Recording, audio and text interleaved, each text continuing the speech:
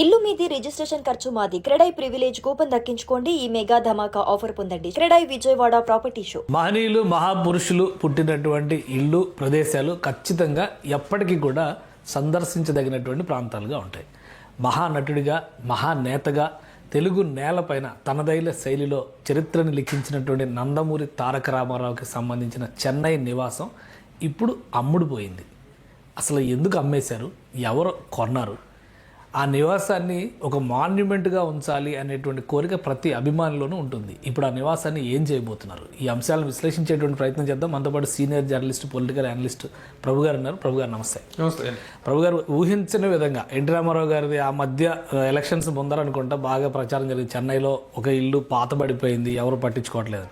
ఇప్పుడేమో ఏకంగా అమ్ముడుపోయింది, అది ఎవరికో అమ్మేశారు, కొనేశారు అని చెప్పని అంటున్నారు. ఏంటి అసలు ఏం జరిగింది దీనికి సంబంధించి?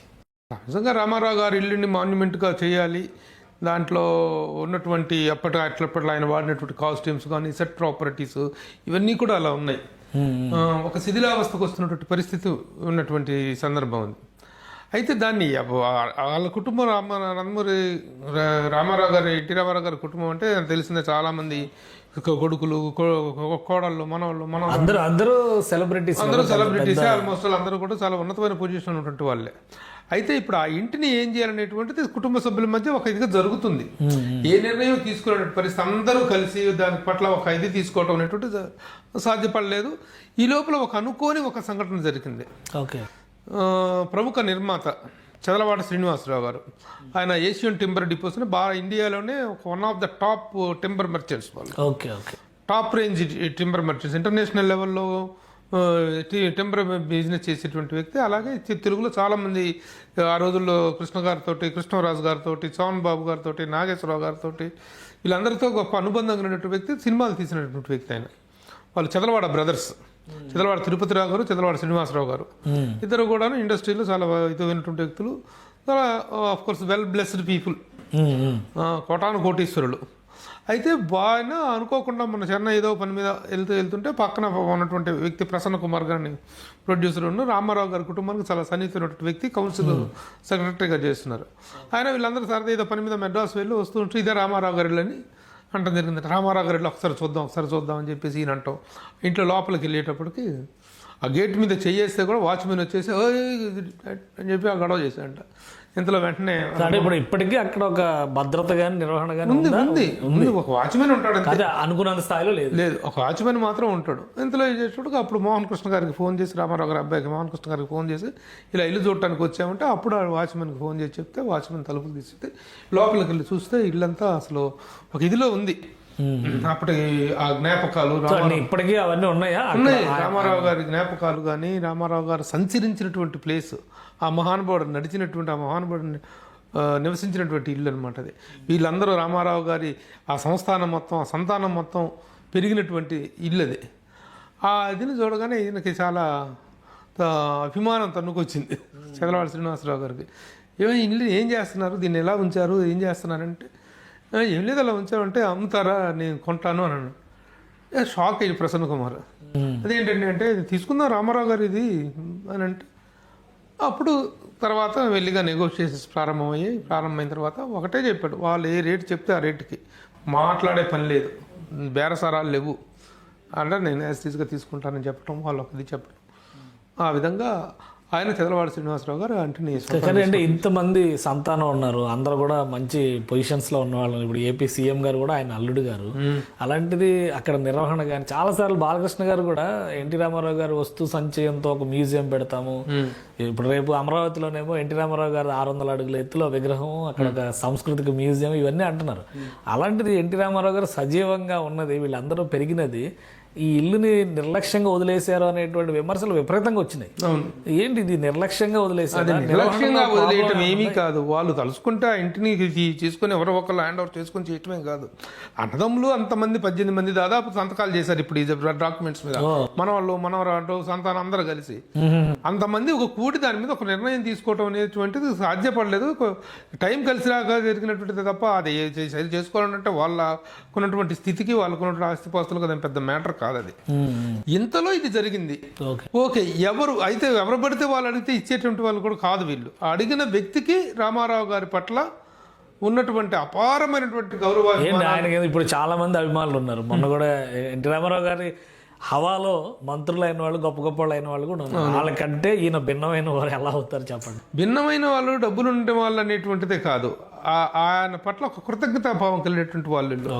ఎట్లాగంటే వీళ్ళు చదలవాడ బ్రదర్స్ మొదటి నుంచి కూడా టింబర్ వ్యాపారంలో, తెనాలికి సంబంధించిన వాళ్ళు టింబర్ వ్యాపారంలో బాగా సంపాదించుకొని, అలాగే వాళ్ళకి అప్పట్లో టూరిస్ట్ బస్సుల నిర్వహణ కూడా ఉండేది.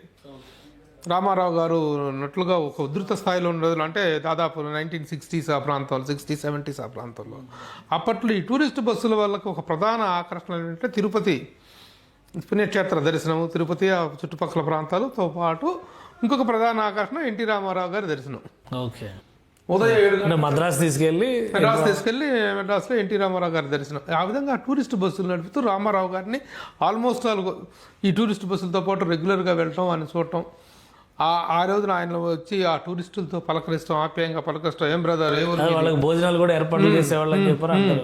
ఏం బ్రదర్ ఏ ఊరు మీది, ఎక్కడి నుంచి వచ్చారు, ఎలా ఉన్నాయి, రైతులు ఎలా ఉన్నారు, వర్షాలు ఎలా ఉన్నాయి, పంటలు బాగా పండుతున్నాయి, ఇలాంటి కుశల ప్రశ్నలతో ఆయన అందరినీ పలకరించేవాళ్ళు. పొద్దున్నే మేకప్ వేసుకొని కూర్చొని వీళ్ళ కోసం ఒక 6:30 7 దగ్గర నుంచి ఒక 8 దాకా స్పెండ్ చేసి అప్పుడు షూటింగ్కి వెళ్ళేవాళ్ళు. అలా టూరిస్ట్ బస్సులు నిర్వహించిన వాళ్ళు వీళ్ళు. సో అంటే ఆ బిల్డింగ్ లోనే అప్పుడు ఉండేవారు, అక్కడికే వీళ్ళు బస్సులు నడిపేవాళ్ళు. అదనమాట ఆ అనుబంధం.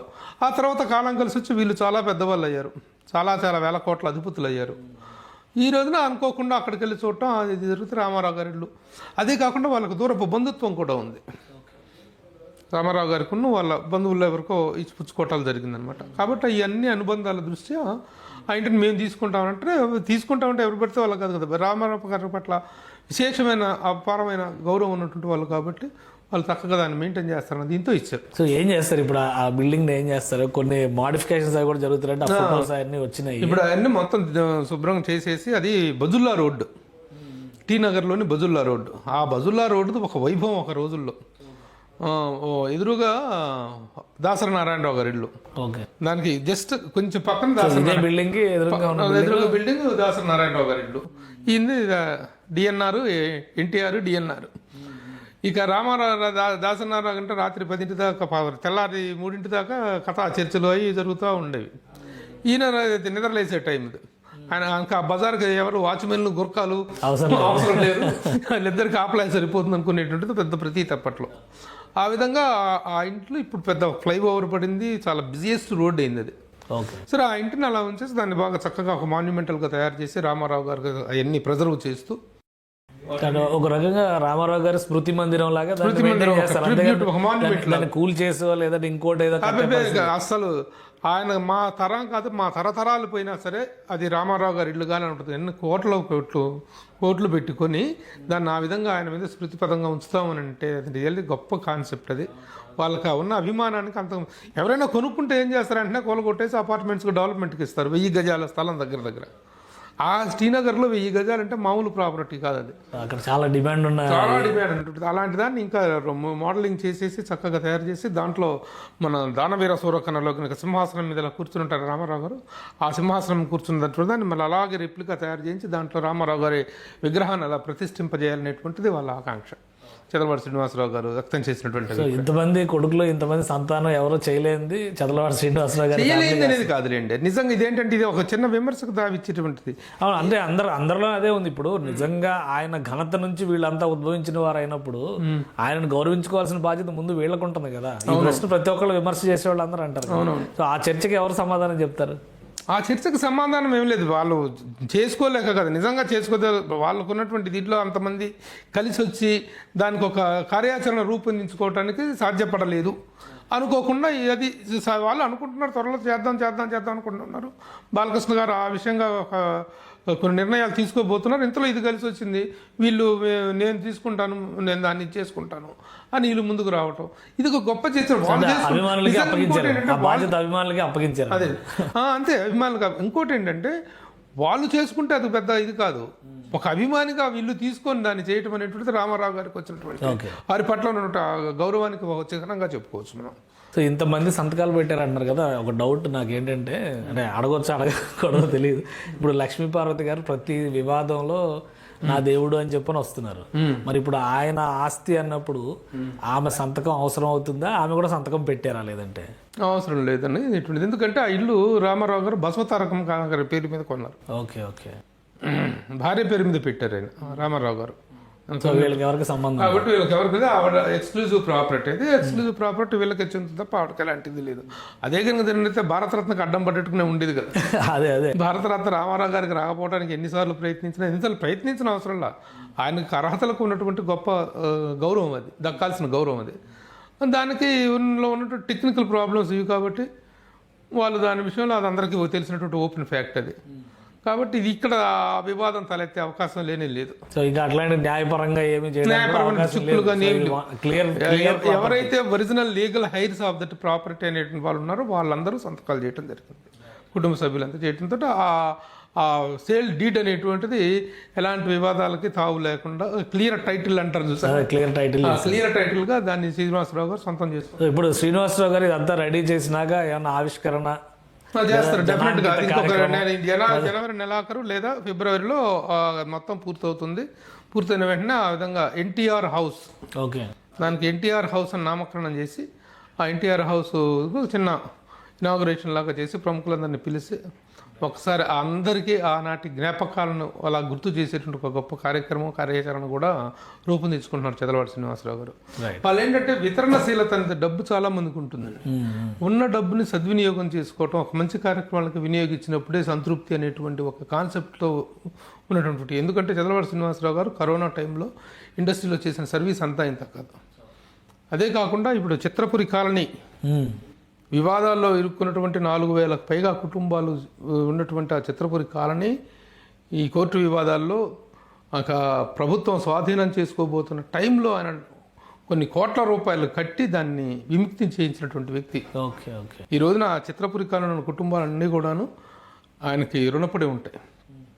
సో అప్పట్లో ప్రభాకర్ రెడ్డి గారు చేసిన త్యాగం వృధా పోకుండా చేశారు ఆయన. అది వాళ్ళకి ఆయనకి ఇంకా ఆ డబ్బు తిరిగి చెల్లించాల్సినటువంటి ఉంది. సరే, ఇంకా అది అక్కడ రకరకాల వివాదాలు జరుగుతున్నాయి, అది వేరే విషయం. ఆ విధంగా ఆ ఆపదలో చిత్రపురి కాలనీని ఆదుకుంది కూడా ఈయన.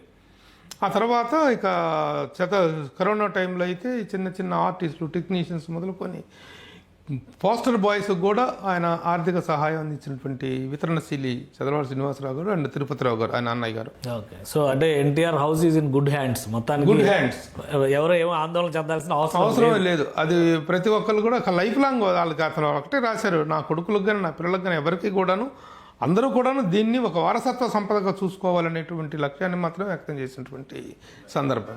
థ్యాంక్ యూ ప్రభు గారు విశ్లేషణ అందించినందుకు. ఇది రామారావు గారి ఇల్లు అని చెప్పని చెన్నై వెళ్ళిన ప్రతి ఒక్కరూ ఇక మీద దర్శించేటువంటి ఒక సందర్శనీయ ప్రదేశంగా ఎన్టీఆర్ హౌస్ను రూపొందిస్తున్నారు చదలవాడి శ్రీనివాసరావు గారు. ఈ సందర్భంగా ఒక చిన్న మాట కూడా మీకు కొసమరుపుగా చెప్పాలి. ఏ మహానటుడు, మనకు దక్షిణ భారతదేశంలో 5 మహానటులు ఉన్నారు. అక్కినేని నాగేశ్వరరావు గారు, రామారావు గారు ఆంధ్రప్రదేశ్కి సంబంధించి, తెలుగు దీనికి సంబంధించి, కన్నడ రాజకుమార్ గారు, తమిళంలో శివాజీ గణేశన్ అండ్ ఎంజీఆర్ గారు ఇద్దరున్నారు, కర్ణాటకలో ఇక్కడ ఈయనున్నారు ప్రేమ్ నజీర్ గారు. వీళ్ళందరినీ మనం ఒక తరానికి సంబంధించిన అగ్రనటులుగా చెప్పుకుంటాం, థెస్పియన్స్గా. వాళ్ళు ఎవరికీ దక్కినటువంటి ఒక అరుదైన గౌరవం ఇది, ఒక రామారావు గారికి మాత్రమే దక్కినటువంటి అరుదైన గౌరవం. అది that is the point to be noted. Right. Thank you Prabhu గారు. ఇది రామారావు గారి ఇల్లు చూడాలనుకుంటే ఇక మీదట హైదరాబాద్ నుంచి మద్రాసు వెళ్ళినా, ఆంధ్ర రాష్ట్రం నుంచి మద్రాసు వెళ్ళినా కానీ ఒక మాన్యుమెంటల్ ప్లేస్గా ఇది తీర్చిదిద్దబోతున్నారు. జనవరి నెలాఖరు నాటికి ప్రముఖుల సమక్షంలో ఎన్టీఆర్ హౌస్ను ఓపెన్ చేసే విధంగా ప్రణాళికను రచించినట్టుగా చెప్తున్నారు ప్రభు గారు. ఇది స్పెషల్ డిస్కషన్. Keep watching.